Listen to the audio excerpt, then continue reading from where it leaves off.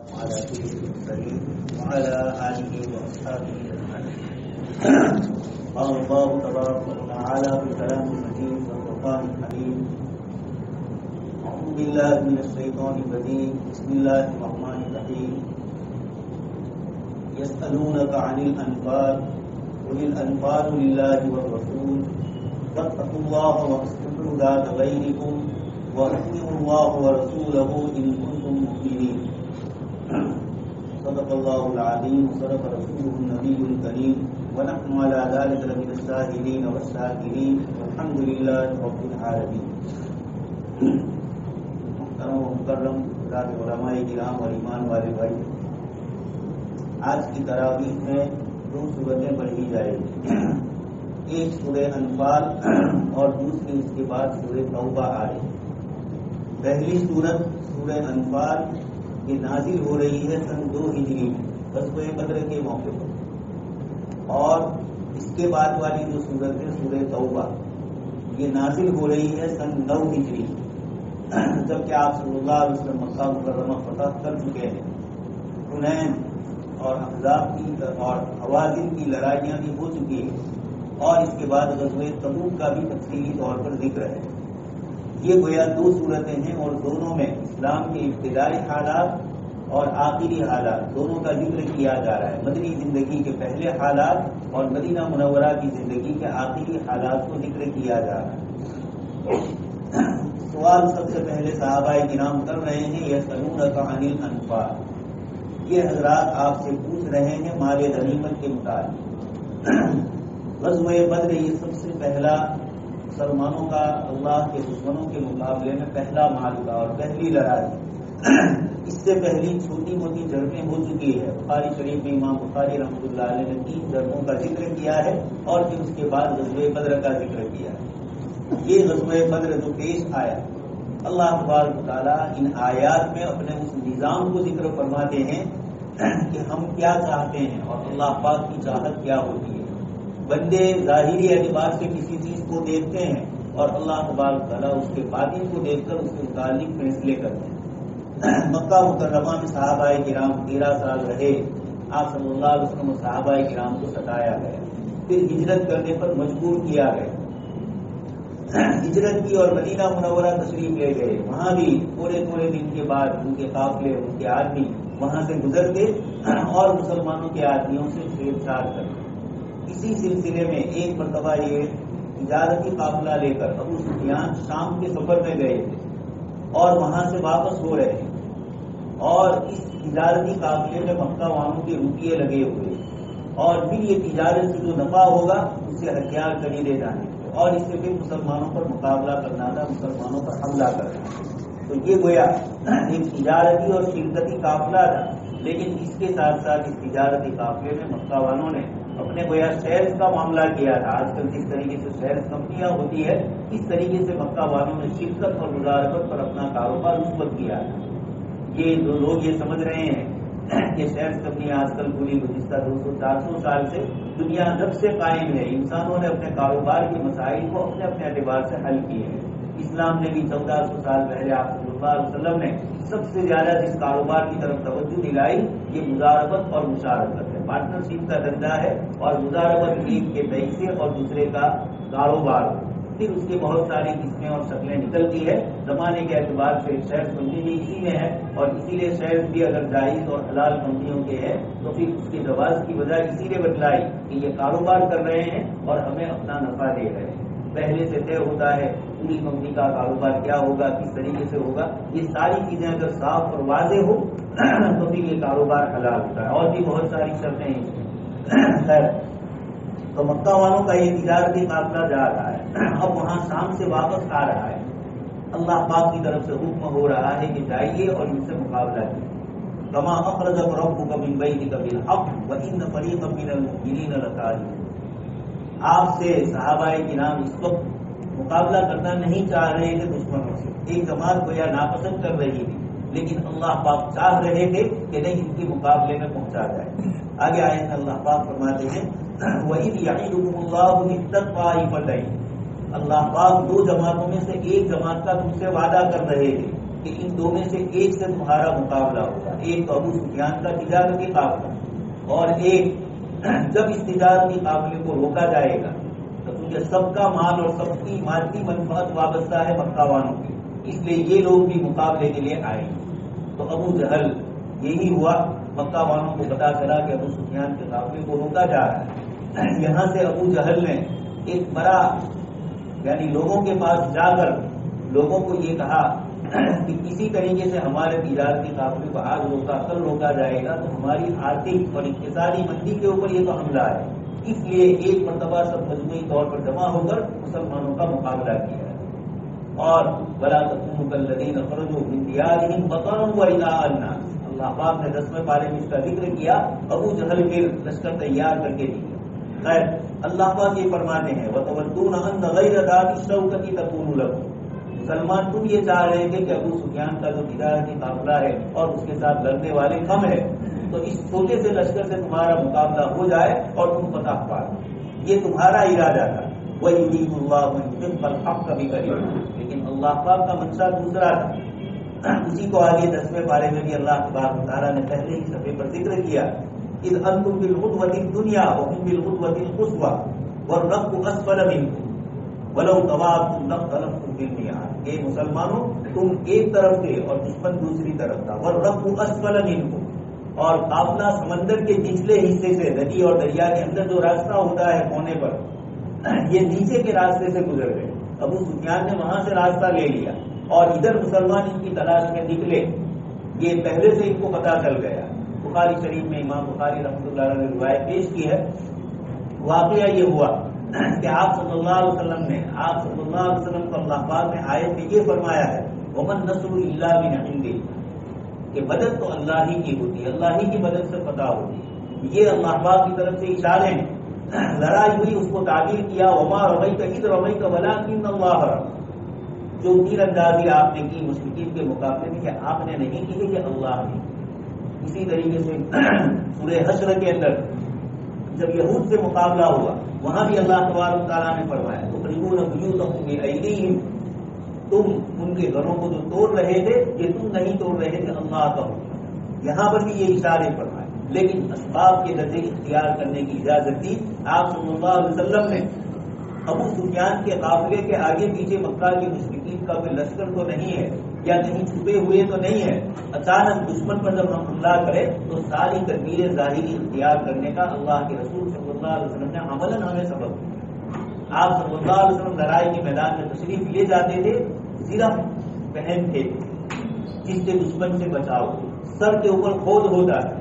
یہ بتلایا جا رہا ہے کہ ایک طرف اللہ ہی کی ذات کے اوپر مکمل بھروسہ ہو لیکن اسباب اختیار کرنے کی اجازت ہے. آج آیت آ رہی ہے وَأَعِدُّوا لَهُم مَّا اسْتَطَعْتُم مِّن قُوَّةٍ وَمِن رِّبَاطِ الْخَيْلِ تُرْهِبُونَ بِهِ عَدُوَّ اللَّهِ وَعَدُوَّكُمْ. اے مسلمانوں تمہیں مکمل طور پر تیاری کرنی ہے دشمن کے مقابلے کے اندر. تُرْهِبُونَ بِهِ عَدُوَّ اللَّهِ. اتنے ہتھیار اور اتنے سامان اپنے زمانے کی ٹیکنالوجی کے اعتبار سے اپنانے ہیں جس سے لڑنا نہیں ہے. تُرْهِبُونَ دشمن پر یہ رعب آ جائے کہ اگر ہم ان کا نقصان کرنے جا رہے ہیں تو ان کے پاس یہ ایسا ہتھیار ہے جس سے ہمیں نقصان کر سکتے. یہ قرآن کریم کی اس صورت میں سورہ انفال میں آدھے تک تو اللہ پاک نے اپنی قدرت اور طاقت اور اپنی مدد کے سارے اشارے کیے. ظاہری جو مدد فرمائی اللہ پاک نے بدر کے اندر اللہ تبارک تعالیٰ نے اس کو ذکر فرمایا کہ یغشیکم النعاس امانۃ من. میدان ہے لڑائی کا، مسلمان تھوڑے ہیں 313 ہے، دشمن 1000 ہے اور ہتھیار بھی کم ہے. یہ سب کچھ ہے لیکن عین لڑائی کے موقع پر اللہ پاک نیند کا غلبہ دے دیتے ہیں. ایسے موقع پر نیند نہیں آتی لیکن اللہ پاک نے صحابہ کو نیند دے دی. وَيُنَزِّلُ عَلَيْكُم مِّنَ السَّمَاءِ مَاءً. آسمان سے اللہ پاک نے بارش برسائی. صحابہ جس علاقے میں تھے وہ ریت والا علاقہ تھا اور دشمنوں نے اچھے علاقے پر بدر کے اس علاقے پر آج بھی ہم لوگ جاتے ہیں بدر میں اور وہ ساری جگہ وہاں موجود ہے اور انہوں نے کیچڑ والا علاقہ پسند کیا تھا، پانی والا. بارش ہوئی اللہ پاک نے ان کے علاقے میں کیچڑ ڈال دیا جس سے ان کے لیے پریشانی ہوئی. مسلمان ریت والے علاقے میں تھے، بارش ہوئی تو ریت جم گئی. اللہ پاک اشارے فرما رہے ہیں کہ ایک تو ہم نے آسمان سے بارش برسائی لیطہرکم بہ تاکہ تمہیں ٹھنڈک بھی ہو جائے اور شیطان کی جو پریشانیاں ہیں وہ بھی تم سے دور ہو جائے. ولیربط علی قلوبکم تمہارے دلوں میں آپس میں ایک دوسرے سے میل جول ہو جائے. اللہ پاک فرماتے ہیں اذ تستغیثون ربکم، آپ صلی اللہ علیہ وسلم دشمن سے مقابلہ کرتے ہیں، اللہ پاک سے باطنی طور پر دعائیں مانگے، اور کیسی دعائیں مانگی؟ بخاری شریف میں ہے کہ آپ صلی اللہ علیہ وسلم کی دعاؤں پر حضرت ابوبکر صدیق نے عرض کیا یا رسول اللہ قد الحق، یہ اللہ کے رسول آپ نے بہت اصرار اور بہت الحاح سے اللہ سے مانگا ہے۔ یہ تو ابوبکر صدیق کا ظاہری اعتبار سے، لیکن جیسے ہی آپ صلی اللہ علیہ وسلم نبی کا جو اللہ پاک پر توکل ہوتا ہے، امتی کی توکل اور نبی کی توکل میں فرق ہوتا ہے۔ اللہ کے رسول صلی اللہ علیہ وسلم کو معلوم تھا کہ اللہ کی طرف سے مددیں آ رہی، لیکن یہ بھی معلوم تھا کہ اگر مسلمانوں سے کوئی کوتاہی ہو گئی، اللہ پاک کے حکم کی خلاف ورزی ہلکی کسی ہو گئی تو اللہ کی مدد رک جاتی ہے۔ موسیٰ علیہ السلام کے زمانے میں ایسا ہو چکا اور دیگر نبیوں کے ساتھ اس طرح ہوا، اس لیے نبی کا ڈر اور نبی کا تقویٰ اور خوف اللہ سے یہ زیادہ ہوتا ہے امتیوں کے مقابلے۔ اس لیے حضرت ابوبکر صدیق نے یہ جو فرمایا یہ انہوں نے اپنے ایمان سے فرمایا، اور آپ صلی اللہ علیہ وسلم جو الحاق کر رہے تھے یہ ساری شرطوں کو مدد کی جانتے تھے کہ اللہ کی مدد اور نصرت کن کن شرطوں کے ساتھ آتی۔ اسی لیے جیسے ہی دعا سے فارغ ہوئے آپ صلی اللہ علیہ وسلم کی زبان مبارک سے نکلا سیہزم الجمع ویولون الدبر، کہ اللہ تبارک تعالیٰ جماعتوں کو شکست دیں گے اور وہ پیٹ پھیر کر بھاگیں گے۔ حضرت عمر رضی اللہ عنہ فرماتے کہ جب یہ آیت نازل ہوئی تھی اللہ کے رسول صلی اللہ علیہ وسلم اس کو پڑھتے تھے تو مجھے یہ ہوتا تھا کہ کون سی جماعتیں ہوگی اور کس سے مقابلہ ہوگا۔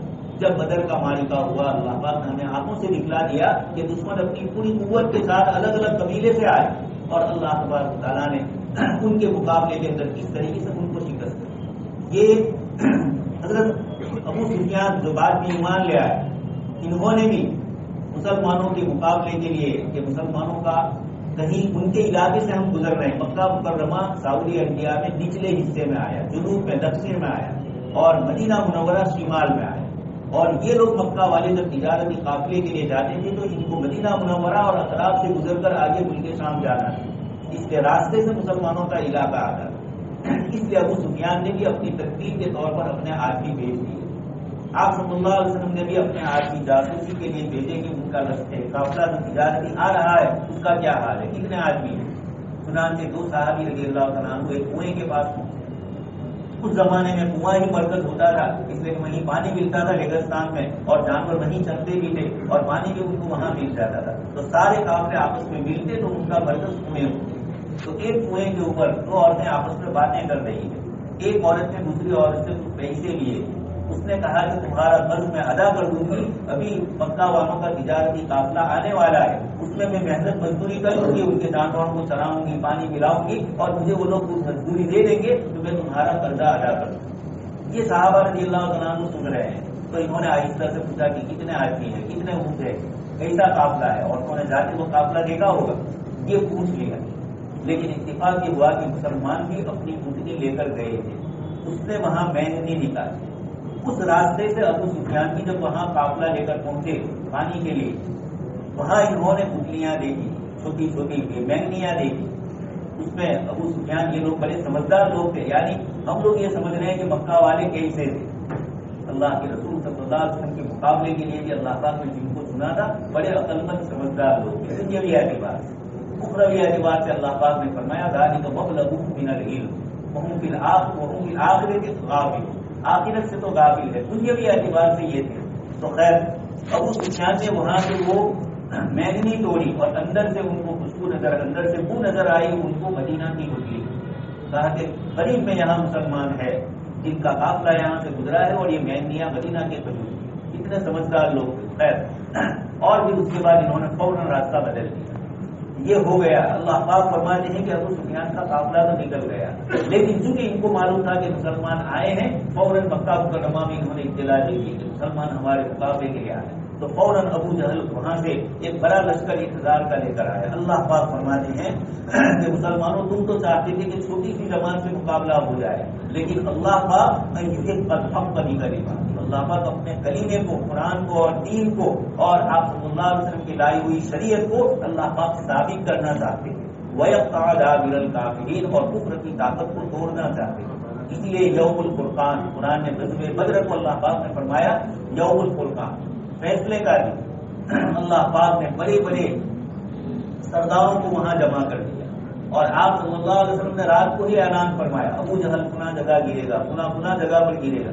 حضرت عبداللہ ابن مسعود رضی اللہ تعالیٰ عنہ فرماتے ہیں صبح میں جب لڑائی ہوئی اور اللہ نے ان کو شکست دی، میں نے اپنی آنکھوں سے دیکھا کہ جہاں اللہ کے رسول صلی اللہ علیہ وسلم نے نشانی کی تھی وہیں پر یہ لوگ گرے۔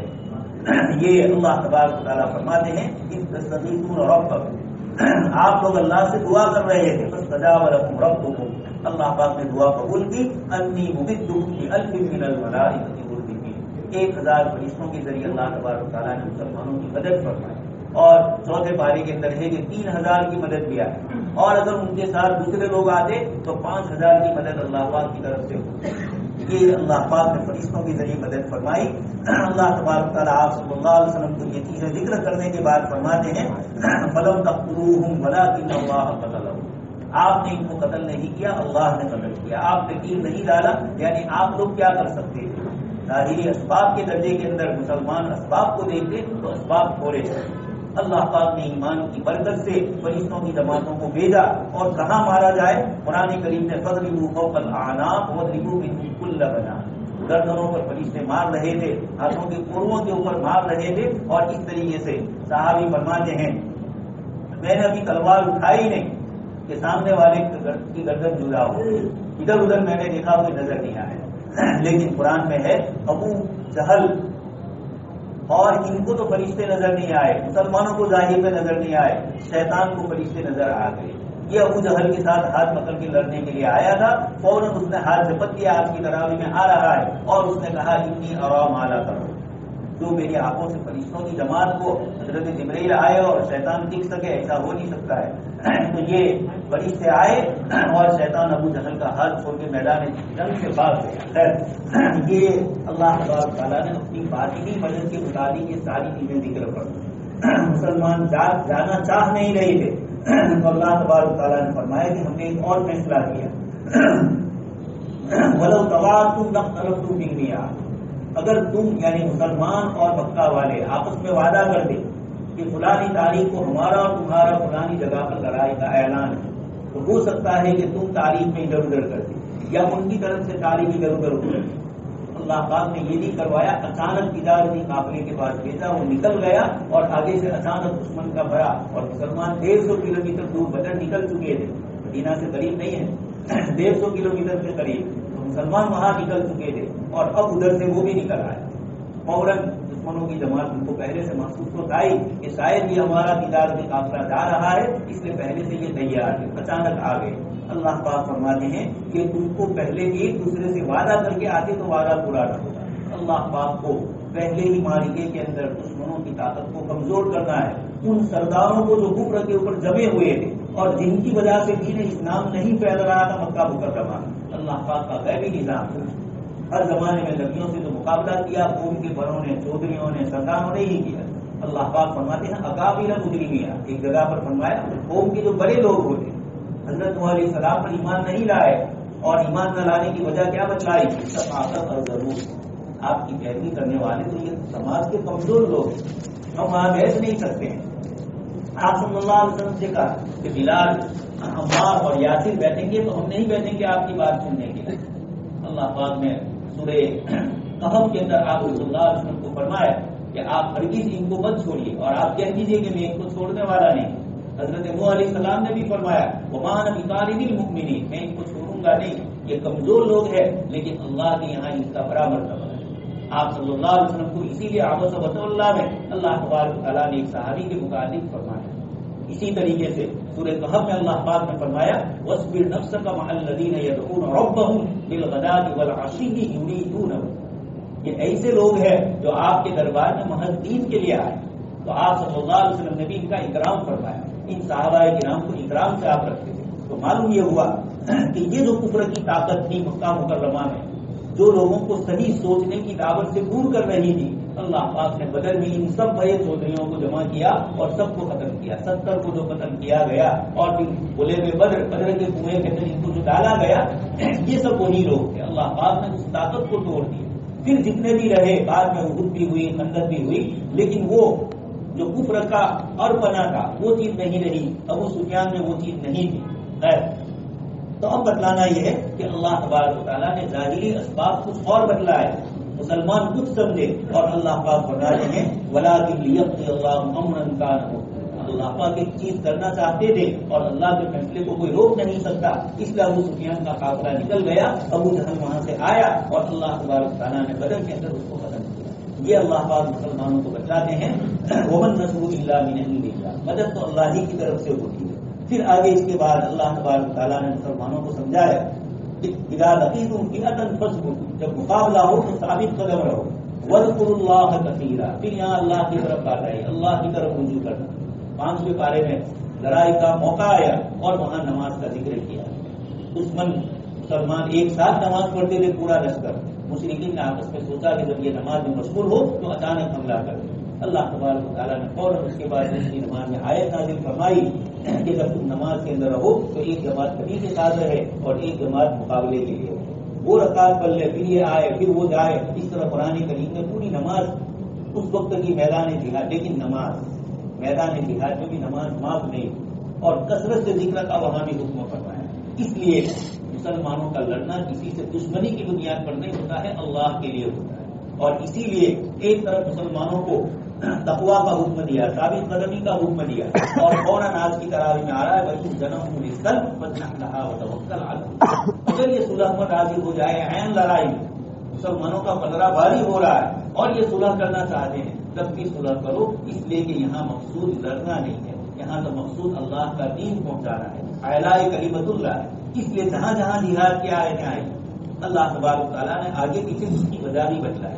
سب سے پہلے آئے 70ویں پارے میں نازل ہوئی اذن للذین یقاتلون بأنہم ظلموا، جن لوگوں کو اللہ کے دشمنوں سے مقابلہ کرنے کی اجازت دی گئی بأنہم ظلموا، اس لیے کہ ان پر ظلم کیا ہے۔ اور آگے اللہ تبارک تعالیٰ نے اسی آیت میں فرمایا کہ تم کو اپنے وطن سے نکالا گیا، گھروں سے نکالا گیا، مکہ مکرمہ اپنا گھر، اپنی کھیتی باڑی، اپنی تجارت، اپنے رشتے دار، اپنے جانور وغیرہ سب چھوڑ کر اللہ کے دین کے لیے جانا، تو دشمنوں نے تمہیں اس طریقے سے کیا۔ یہاں پر بھی اللہ تبارک تعالیٰ نے فرمایا کہ تم وما لکم لا تقاتلون فی سبیل اللہ، تمہیں کیا ہو گیا کہ تم اللہ کی راہ میں ان سے مقابلہ نہیں کرتے ہو، جبکہ دشمنوں نے تمہارے اوپر اس طریقے کی ظلم اور زیادتی کی۔ اسی طریقے سے ایک اور آیت میں فرمایا کہ تمہیں کیا ہو گیا کہ تم مظلوم مسلمانوں کی مدد نہیں کرتے۔ معلوم یہ ہوا کہ ہر اس موقع پر جہاں فتنہ ہو، جہاں مظلوموں کو ستایا جا رہا ہو، وہاں اللہ تبارک تعالیٰ کی طرف سے جائے۔ سیدنا موسیٰ علیہ السلام تک تو اللہ تبارک تعالیٰ نے جہاد کا حکم نہیں فرمایا تھا۔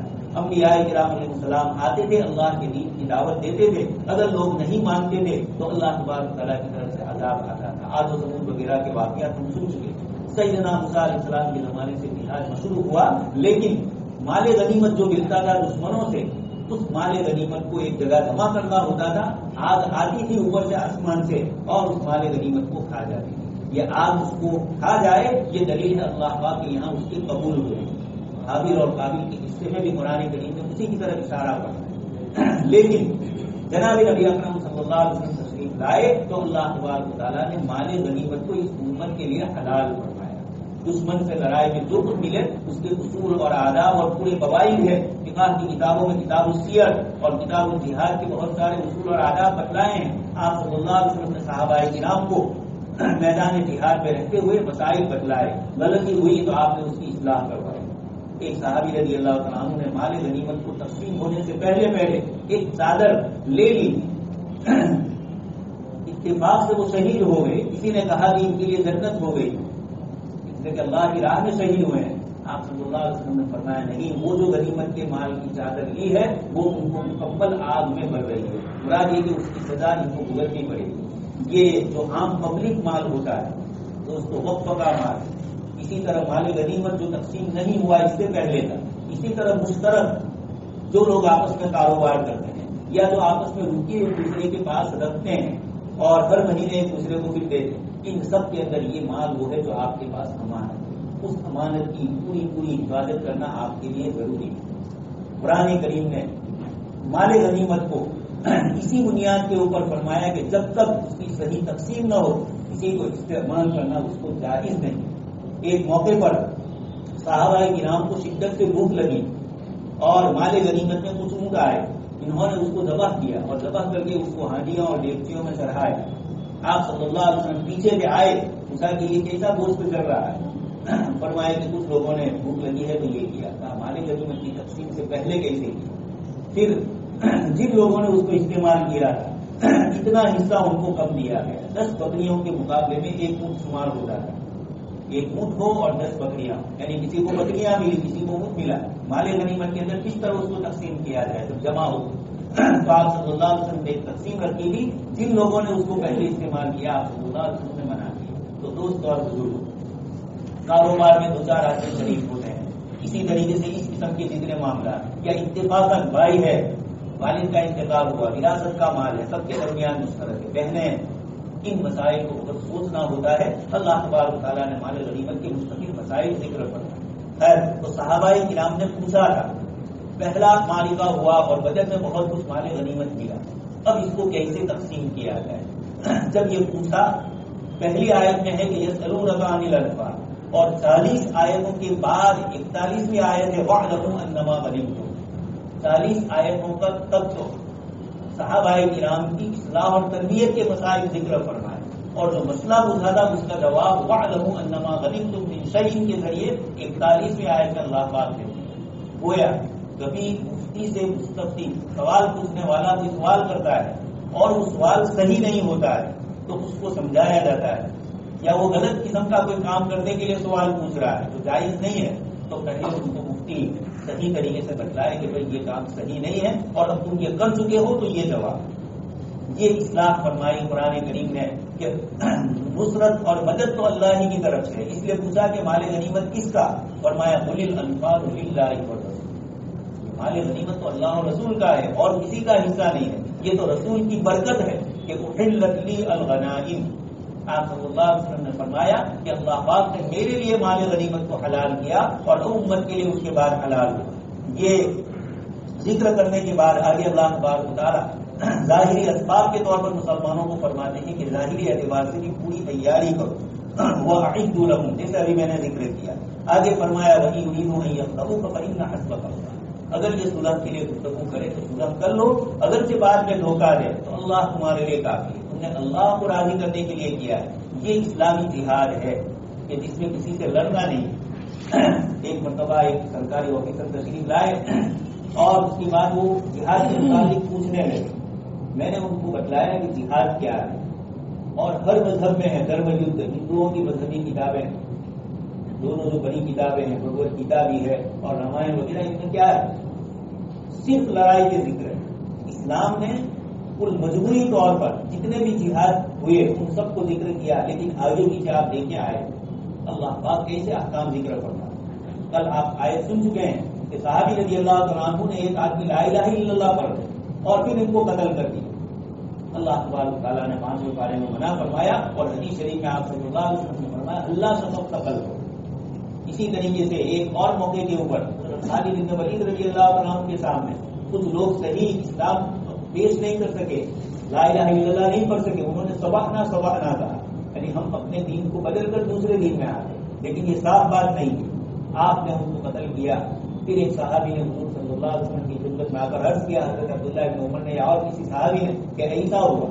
آپ نے فرمایا خالد نے جو کیا اس سے میں اللہ سے برات ظاہر کرتا ہوں، میں اس گناہ میں شریک نہیں۔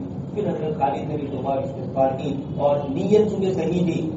بتلانا یہ ہے کہ اسلامی جہاد کتنا قوت والا ہے اور کتنے آداب اور ڈسپلن اور اخلاق اور روحانی تربیت والا ہے۔ ان کو میں نے ایک مثال دی کہ حضرت علی رضی اللہ عنہ اور دشمن کا مقابلہ ہوا، آپ اس کے اوپر غالب آ گئے، اس کو قتل کرنے کی بالکل تیاری کر رہے تھے اور اس نے غصے میں آپ پر تھوک دیا۔ جیسے ہی اس نے تھوکا حضرت علی رضی اللہ عنہ نے اس کو چھوڑ دیا۔ اب سوچنے لگے، میں نے کہا چھوڑ دیا کیوں چھوڑا؟ کہیں تو سمجھ میں نہیں آ رہا۔ میں نے کہا حضرت علی نے یہ فرمایا کہ اب تک اللہ کے لیے لڑ رہا ہے اور اب جب یہ میرے اوپر تھوکا اب میں قتل کرنے جا رہا ہوں تو اندر میرے نفس میں یہ بات آ رہی ہے کہ میں اس سے بدلہ لے رہا ہوں اپنے لیے، میری اس نے توہین کی ٹھوکا تو وہ اس کا بدلہ لینے کے لیے میں کر رہا ہوں اور میں اپنے جہاد کو خالص اللہ کے لیے رکھنا چاہتا ہوں، اس کو میں چھوڑ دیتا ہوں۔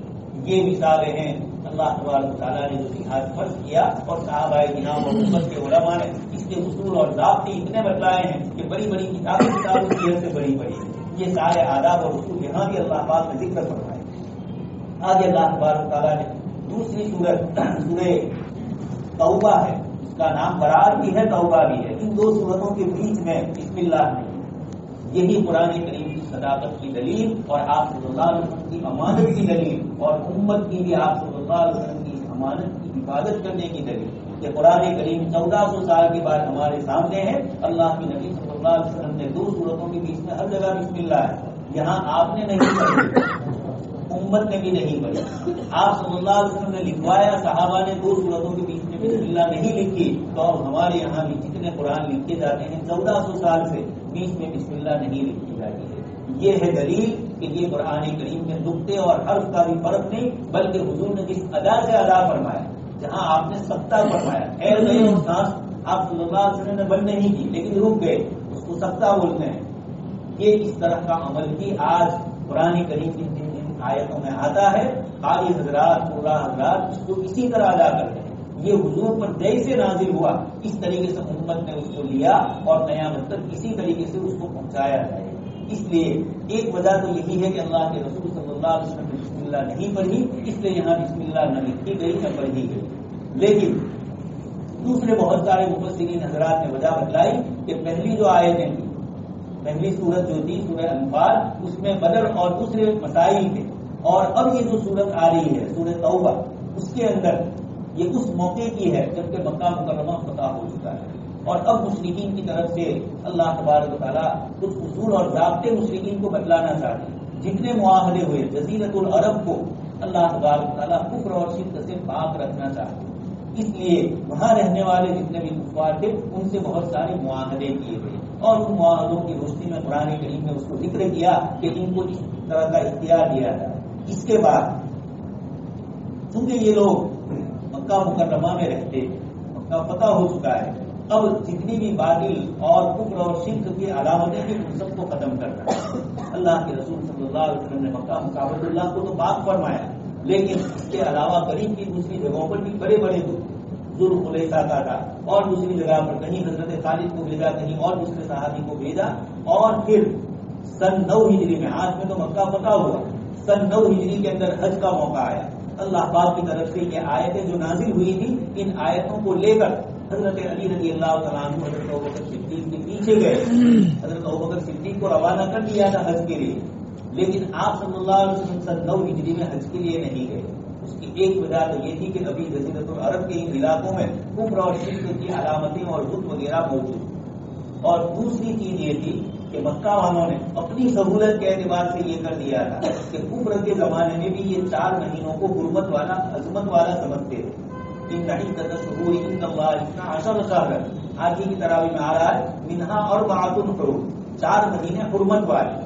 لیکن اب آپس میں لڑائی ہو رہی ہے اور رجب کا مہینہ آ گیا یا ذوالقعدہ ذوالحجہ کا مہینہ آ گیا تو یہ آپس میں یہ کر دیتے کہ ذوالقعدہ کو دوسری جگہ کر دیں گے، ابھی دوسرا مہینہ لے آؤ. یہ 4 مہینوں میں سے کوئی نہ آئے، یعنی وہ آ گیا تو اس کا نام بدل دیتے تھے. یہ اس طرح کا عمل کرتے تھے. آگے قرآن نے اس کو ذکر بھی فرمایا ان نمن تصدیق زیادت الفل. یہ گڑبڑ کر کے انہوں نے ایسا کیا تھا کہ مہینوں کو بدل دیا. سن 9 ہجری میں آپ صلی اللہ علیہ وسلم حج کے لیے جاتے تو جو حج کے دن ہوتے وہ دن وہ نہیں ہوتے تھے جو اللہ پاک کے یہاں پہلے دن سے حج کے دن گڑبڑ کر دی تھی. سن 10 ہجری میں جب آپ صلی اللہ علیہ وسلم تشریف لے گئے آخری حج کے لیے تو اللہ تبارک تعالیٰ نے اس کو اسی طرح کر دیا کہ گڑبڑ درست ہو گئی. اور 10 ذی الحجہ آئی تھی جس میں، اور 9 ذی الحجہ آئی تھی جس میں آپ صلی اللہ علیہ وسلم عرفات کے میدان میں تشریف لے. اس کو اللہ کے رسول صلی اللہ علیہ وسلم نے خود روایت میں فرمایا ان الزمانہ قد استدعا، کہ زمانہ گھوم گھوم کر جھوٹ اور باطل جو انہوں نے کیا تھا دنوں کو بدل دیا تھا، اللہ پاک نے ان دنوں کو صحیح کر دیا. اب جب آپ حج کے لیے گئے تو وہی دن اور پھر آپ کے بعد سے لے کر قیامت تک وہی ترتیب رہے گی امت کے لیے. تو اللہ کے رسول صلی اللہ علیہ وسلم حج کے لیے نہیں گئے، حضرت ابوبکر صدیق کو بھیجا، لیکن حضرت علی کو بعد میں پیچھے بھیجا. اور اس کی وجہ یہ تھی کہ جو احکام اور جو قواعد تھے، دشمنوں سے جو معاہدے ہوئے تھے، ان معاہدوں کے سلسلے کے اصول اور آداب لے کر حضرت علی کو پہنچانا تھا. عرب میں یہ دستور تھا کہ خلیفہ، بادشاہ یا ان کا کوئی قریبی رشتے دار ہو وہی اس قسم کے اصول اور ضابطے بتلا سکتا ہے. اس لیے حضرت ابوبکر صدیق نے دیکھا کہ حضرت علی رضی اللہ عنہ تشریف لائے تو آپ نے پوچھا کہ اللہ کے رسول نے حج کا امیر بنا کر آپ کو بھیجا ہے یا صرف اس معاہدے کا اعلان کرنے کے لیے؟ حضرت علی نے کہا کہ نہیں، حج کے امیر تو آپ ہی رہیں گے. دوست اور بزرگوں یہ اس لیے بھی جاننا ضروری ہے کہ ہمارے مسلمانوں میں بچارے کچھ وہ ہے جو صحابہ کرام میں سے حضرت ابوبکر صدیق اور حضرت عمر کے متعلق بہت غلط باتیں بولتے ہیں، اور حضرت علی رضی اللہ عنہ کو ہم بھی مانتے ہیں. یہی تو دلیل ہے اہل سنت و جماعت ہونے کی کہ ہم چاروں صحابہ کو کسی کو ہمارے یہاں ہر ایک کا اپنا مرتبہ، ہمارے یہاں کسی کے متعلق کوئی بکواس نہیں. 4 صحابی تو بڑے ہوئے خلفائے راشدین کو، ایک وہ صحابی جنہوں نے چند لمحے حضور کے پاس گزارے، 2-4 منٹ رہے ہیں اور دنیا سے رخصت ہو گئے. ہمارے نزدیک کیونکہ وہ بھی صحابی ہے تو ان کا مرتبہ بھی ہمارے نزدیک کوئی بڑے سے بڑا ولی اور بزرگ صحابی کے مرتبے پر نہیں ہو. حضور کی صحبت کی تھوڑی دیر کی بھی جو صحبت ملی، کوئی بڑے سے بڑے ولی بھی اس صحبت کے درجے تک نہیں پہنچ. اس لیے ہمارے یہاں صحابہ کرام کا درجہ سب سے اعلیٰ. اور پھر ان میں یہ 4 صحابی خلافت کی جو ترتیب ہے اسی ترتیب سے ہمارے یہاں سب سے افضل حضرت ابوبکر صدیق، پھر حضرت عمر، پھر حضرت عثمان اور پھر حضرت علی رضی اللہ عنہ. تو حضرت علی رضی اللہ تعالیٰ عنہ حضرت ابوبکر صدیق کے پوچھنے پر یہ کہا کہ نہیں، میں لشکر کا امیر بن کر نہیں آ رہا، میں تو صرف حضور کی طرف سے پیغام. پھر حضرت علی نے یہ آیتیں حج کے موسم میں پڑھی اور لوگوں کو پہنچائی. ابو ہریرہ فرماتے ہیں کہ میں نے بھی لوگوں کے سامنے اس کا اعلان کیا، اس لیے کہ ایک آدمی تو سب کو نہیں پہنچا سکتے تھے، تو الگ الگ قبیلوں میں جا کر اس کو پہنچایا گیا. یہ کچھ اصول اور آداب اللہ پاک سے ذکر فرمایا. اس کے بعد ایک غزوے کا ذکر ہے، غزوہ تبوک کا. سن 9 ہجری کے اندر آپ صلی اللہ علیہ وسلم کا پہلا غزوہ غزوہ بدر ہے اور آخری غزوہ غزوہ تبوک ہے. پہلی صورت میں اس کا ذکر کیا اور اس صورت کے اندر اللہ تبارک تعالیٰ نے اس کا ذکر کیا. اور اسی ضمن میں چونکہ مدینہ منورہ میں کچھ لوگ وہ تھے تو ظاہر میں مسلمان ہوئے اور باطن میں ایمان نہیں تھا، منافق تھے. تو ان لوگوں نے جو شرارتیں مسلمان جب تبوک کے لیے جا رہے تھے تب بھی، اس سے پہلے بھی اور بدر کے موقع پر بھی بہت ساری چیزیں اس طرح کی اور لڑائی میں جانے سے اپنے آپ کو عذر خواہی کرتے ہوئے اپنے آپ کو روکنا چاہا. یا ضرور لیکن اذا رجعتم الیہ، کل کی تراویح آ رہی ہے پہلا ہی، اس پر اللہ تبارک تعالیٰ انہی کے عذر کو ذکر کر رہے ہیں. آج کی اس تراویح میں منافقین کی 55 برائیوں کو اللہ پاک نے ذکر کیا. 50 اور 5 جو برائیاں ان کی اندر تھی اللہ تبارک تعالیٰ نے اس آدھے پارے کے اندر مکمل طور پر اس کو پورا فرمایا اور ان ساری چیزوں کو اللہ تبارک تعالیٰ نے ذکر فرمایا. اسی میں غزوہ تبوک کے سلسلے کی بھی کچھ چیزوں کو اللہ پاک نے ذکر فرمایا. بیچ میں غزوہ حنین کا ذکر کیا. مکہ مکرمہ فتح ہو چکا ہے، 10,000 صحابہ کی جماعت کے تو حضور تشریف لائے اور پھر مکہ والے بھی ایمان لے آئے تو مسلمانوں کی تعداد 12,000 ہو گئی. حنین قبیلے حوازن کا قبیلہ اور طائف والے، طائف میں بعد میں ہوا محاصرہ اور حنین میں پہلے ہوا. آپ صلی اللہ علیہ وسلم اور صحابہ کرام اور مکہ کے اسلام لانے والے اب یہ جا رہے ہیں حنین کی طرف. اللہ تبارک تعالیٰ فرماتے ہیں وَيَوْمَ حُنَيْنٍ إِذْ أَعْجَبَتْكُمْ كَثْرَتُكُمْ. مسلمانوں کے دل میں یہ آیا کہ بدر میں تو 313 تھے اور آج تو ہم 12,000، ہم دشمن پر غالب آ جائیں. یہ ومن نصر اللہ من عند اللہ کی طرف اشارہ ہے، مدد اللہ کی طرف سے ہوتی ہے. ہمارے حفاظ بار بار اس کا تجربہ کرتے ہیں، جو رکوع اور جو آیتیں ان کو اچھی طرح یاد ہوتی ہے اس میں وہ بالکل کھلے ہو جاتے ہیں تو کھلے جاتے ہیں، اور جو آیتیں مشکل ہوتی ہے کہ وہ سبل کے چلتے ہیں تو وہاں سے وہ گزر جاتے ہیں. رات دن اس طرح ہوتا ہے. یہ اللہ تبارک تعالیٰ کا ایک نظام ہوتا ہے. مسلمانوں کے دل میں یہ آیا اور جبت کو صحابہ کرام کی تربیت اللہ پاک نے براہ راست خود فرمائی اپنے نبی کے ذریعے اور قرآن کریم کی آیتیں نازل فرما کر. اس لیے یہ وہ مقدس جماعت ہے کہ جن کو اللہ پاک نے قرآن کریم میں عجیب و غریب انداز میں اصلاح و تربیت فرمائی. یہاں صحابہ کے دل میں یہ خیال آنا تھا، اللہ پاک نے شکست دی. ظاہری طور پر سب ادھر ادھر منتشر ہو گئے. حوازن کے قبیلے والوں نے ایسی تیر اندازی کی کہ حضور کے پاس چند صحابہ کے علاوہ کوئی نہیں رہے. لشکر میں ادھر ادھر بنکر نہ ہوئے، اس لیے کہ 2,000 وہ بھی آئے تھے جو ابھی نئے نئے مسلمان، اور لشکر میں ہوتا ہے یا بڑی بھیڑ میں ہوتا ہے ایک ادھر بھاگا تو سبھی بھاگنا شروع کرے. پوچھتے نہیں کہ کیا ہوا، یہاں بھی ایسا ہو گیا. حضرت عمر رضی اللہ عنہ سے ایک صاحب نے پوچھا کہ حضرت عمر یہ کیا ہو رہا ہے اسی غزوہ حنین میں؟ فرمایا کہ اللہ کا نظام، اللہ پاک کی چاہت یہی ہے کہ ہمیں دشمنوں کی طرف سے اس طرح اذیت نہیں. اس موقع پر نبی اور غیر نبی کا فرق معلوم ہوتا ہے. صحابہ کرام کو ادھر ادھر منتشر ہے، آپ صلی اللہ علیہ وسلم میدان میں جمے ہوئے ہیں اور آپ ایک جملہ فرما رہے ہیں انا النبی لا کذب انا ابن عبد المطلب، کہ میں اللہ کا نبی ہوں، جھوٹ نہیں ہے. یہ ظاہری طور پر شکست ہوئی ہے، اس سے میری نبوت پر کوئی فرق نہیں پڑتا ہے. میں اللہ کی طرف سے اللہ کا پیغام لے کر آیا ہوں. انا نبی لا قدیم، اور دوسرا اشارہ کر دیا انا ابن عبد المطلب، میں جس خاندان کا ہوں عبد المطلب قریش کے سردار، میں ان کا بیٹا ہوں، میں دشمنوں سے پیچھے نہیں ہٹ سکتا ہوں، میں آگے جا کر مقابلہ کرتا ہوں۔ تو اسباب بھی ظاہری بتلائے خاندانی، اور نبی ہونا بھی بتلایا، اور پھر اللہ تبارک تعالیٰ نے شکست کو فتح سے بدل دیا۔ یہ معمولی کا اشارہ قرآن کریم میں اللہ پاک نے کیا، کم من فئۃ قلیلۃ غلبت فئۃ کثیرۃ باذن اللہ، چھوٹی سی جماعت بڑی جماعت پر غالب آتی ہے۔ حضرت داؤد علیہ السلام اور حضرت جالوت کم تھے لیکن جالوت کے لشکر غالب آ گئے، صحابہ کرام بدر میں کم تھے لیکن اللہ پاک نے غالب کیا۔ بعد میں بھی حضرت خالد بن ولید چھوٹا سا لشکر لے کر گئے اور دشمنوں میں گھس کر اللہ تبارک تعالیٰ نے ان کو کامیابیاں نصیب فرمائی۔ تو یہ بتایا کہ اپنی تعداد کے اوپر، اپنے اسباب کے اوپر بھروسہ نہ کیا جائے۔ بچپن میں اسکول کے اندر ہم لوگ پڑھتے تھے تو ایک سبق آتا تھا کہ جو سینگ صابر کے اس کو اچھے لگ رہے تھے وہ تو پھنس گئے درخت کے اندر، اور جو پیر اس کو برے لگ رہے تھے ان پیروں نے اس کو بچایا۔ تو اللہ پاک کا نظام ہوتا ہے آسان تک شیئا تو وہ خیر لکم، تم جس چیز کو ناپسند کرتے ہو، صحابہ نے ابو جہل کے لشکر کو ناپسند کیا لیکن اللہ پاک کا فیصلہ تھا کہ اسی کے ذریعے اللہ پاک فرماتے ہیں کہ تم چاہتے تھے غیر ذات الشوکۃ، اس میں کوئی تکلیف نہ ہو، اور اللہ پاک نے تکلیف کے ظاہری اسباب دیے لیکن اسی میں فتح دی۔ یہاں پر پھر اس کے بعد غزوہ تبوک جو ہوا، لمبا چوڑا سفر، آپ صلی اللہ علیہ وسلم صحابہ نے فرمایا سخت گرمی کے دن منافقین میں سے کچھ آئے اور انہوں نے کہا کہ بہت گرمی ہے، اللہ کے رسول صلی اللہ علیہ وسلم پر اللہ پاک نے آیت نازل فرمائی قل نار جہنم اشد حرا، آپ فرما دیجیے کہ جہنم کی آگ اس سے زیادہ سخت ہے۔ اس لیے دوست اور بزرگوں، گرمی کے دنوں کے اندر جو ہم روزے رکھ رہے ہیں، جنت کے اندر اللہ پاک کی طرف سے اس کے جو وعدے ہیں، اللہ پاک اپنے مومن بندوں کے ظاہر کو دیکھ رہے ہیں کہ یہ ظاہر میں اپنے آپ کو کھانے پینے سے روک رہا ہے، محض اللہ کا حکم سمجھ، کوئی ظاہری رکاوٹ نہیں، تنہائی میں ہے، اکیلے کمرے میں ہے، پانی پی سکتا ہے لیکن نہیں پیتے ہیں، اسی لیے فرمایا الصوم لی وانا اجزی، روزہ میرا ہے اس لیے کہ روزے میں کوئی کسی قسم کی ریاکاری نہیں ہو سکتی۔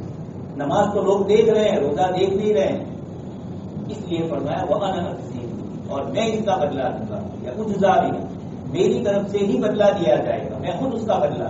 یہ اللہ پاک کی طرف سے جو وعدے ہوئے، یہ مومنین کے اس گرمی کو برداشت کرنے کی بنیاد پر اللہ پاک فرماتے ہیں۔ صحابہ کرام نے اس کو برداشت کیا اور اسرا اور تنگی اور پریشانی کے دنوں میں سفر کیا، اللہ تبارک تعالیٰ نے ان کو کامیاب کیا۔ اور جن لوگوں نے رک گئے، رہ گئے، ان کے واقعات، اور پھر 3 صحابی رضی اللہ تعالیٰ عنہ جن کا توبہ کا لمبا واقعہ ہے، اس کو بھی آگے آیت کریمہ میں اللہ پاک نے ذکر کیا۔ سورت جو شروع ہو رہی ہے سورۃ توبہ، یہ تو اللہ پاک کی ناراضگی اور سخت دشمنوں پر مشرکین کے اوپر سختی کے ساتھ، لیکن عجیب ہے اس سورت کے اندر نام بھی اس کا توبہ ہے، اور اس سورت میں کفار کی اتنی شدت کے باوجود قرآن کریم کی کسی سورت میں بھی 17 مرتبہ توبہ کا ذکر نہیں آیا۔ اس سورت میں اکیلے ایک سورت کے اندر فَإِن تَابُوا وَأَصْلَحُوا، کہ اگر یہ توبہ کر لیتے ہیں، اگر یہ مسلمانوں سے ہٹ جاتے ہیں، فَخَلُّوا سَبِيلَهُمْ، ان کا راستہ چھوڑ دیجیے، اور اگر وہ اللہ کی طرف متوجہ ہو جاتے ہیں، سارے یعنی اللہ کا شدید دشمن منافقین، مشرکین مکہ والے، لیکن اللہ پاک فرماتے ہیں کہ یہ سختی بھی اس لیے ہے کہ اس سے رک جاؤ اور اللہ پاک کی طرف متوجہ ہو جاؤ۔ حتیٰ کہ خود اس سورہ توبہ کے اندر اللہ پاک اپنے نبی صلی اللہ علیہ وسلم کے متعلق فرماتے ہیں لقد تاب اللہ علی المؤمنین، اور لقد تاب اللہ علی الرسول، آگے آیت میں آ رہا ہے اللہ تبارک تعالیٰ نے اپنے نبی کو بھی اپنی طرف متوجہ فرما دیا، رسول کو بھی، مؤمنین کو بھی۔ تو منافقین کو بھی دعوت دی گئی، مشرکین کو بھی دعوت دی گئی، اور دوست اور بزرگوں یہ سورہ توبہ ہمیں بھی دعوت دے رہی ہے کہ اگر کچھ گناہ ہو گئے ہیں تو یہ رمضان کا مہینہ ہے، اللہ تبارک تعالیٰ سے سچی پکی توبہ کی جائے۔ آپ صلی اللہ علیہ وسلم باوجود اللہ پاک کی طرف سے معصوم ہونے کے اور آپ کے لیے مغفرت کے وعدے اللہ پاک کی طرف سے، لیکن حدیث شریف میں ہے کہ میں ایک دن میں 70 مرتبہ سے زیادہ توبہ اور استغفار کرتا ہوں۔ آپ صلی اللہ علیہ وسلم اللہ پاک سے استغفار کرتے ہیں، تو توبہ اور استغفار یہ عبادت، صرف گناہ سے معافی مانگنا نہیں ہے کہ تلافی گناہ کی ہو رہی، توبہ کرنا اور استغفار کرنا یہ بھی عبادت ہے۔ اگر عبادت نہ ہوتی تو اللہ پاک اپنے معصوم نبی کو استغفار کا حکم نہ دیتا۔ یہ اس بات کی دلیل ہے کہ یہ خود بھی ایک عبادت ہے، اس لیے اس کو عبادت سمجھ کر ادا کیا جائے اور اللہ تبارک تعالیٰ سے دعا کی جائے کہ اللہ تبارک تعالیٰ ہم سب کو بھی ان صحابہ کرام جو 3 صحابی پیچھے رہ گئے تھے اور جن کا معاملہ اللہ پاک کی طرف سے موخر کیا گیا، وعلى الثلاثة الذين خلفوا، ان کی جیسے اللہ پاک نے توبہ قبول فرمائی. حضرت کعب بن مالک وغیرہ صحابہ لمبا قصہ ہے, انہوں نے خود ہی اپنی آپ کی ذکر کی ہے کہ اس سے عجیب و غریب انداز میں انہوں نے ذکر کیا اور یہی بتلانا چاہا کہ اللہ پاک کی طرف متوجہ ہوئے, سچ بولے تو اللہ نے کامیاب کیا اور جو منافقین جھوٹ بولے تو اللہ نے ان کو ناکام کیا. تو سچائی بھی آئی اور توبہ اور استغفار بھی یہ اللہ تبارک تعالیٰ کو پسندیدہ ہے. اللہ پاک ہم سب کو بھی صحیح معنی میں توبہ اور استغفار کرنے کی توفیق نصیب فرمائے. آمین.